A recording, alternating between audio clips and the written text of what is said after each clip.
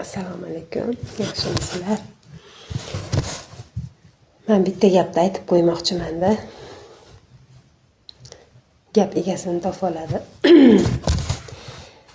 Bilib qo'ying. Meni ustimdan kulganlar hali hayot oldinda. Shoshmay turing. Meni g'iybatim qilganlar hali siz ham kimlarnidir qozoniga tushib qaynaysiz. Shuni unutmang. Menga oson tutganlar. Alloh meni kunimni bir kun bo'lsa ham sizni boshingizga solmasa rozi emasman.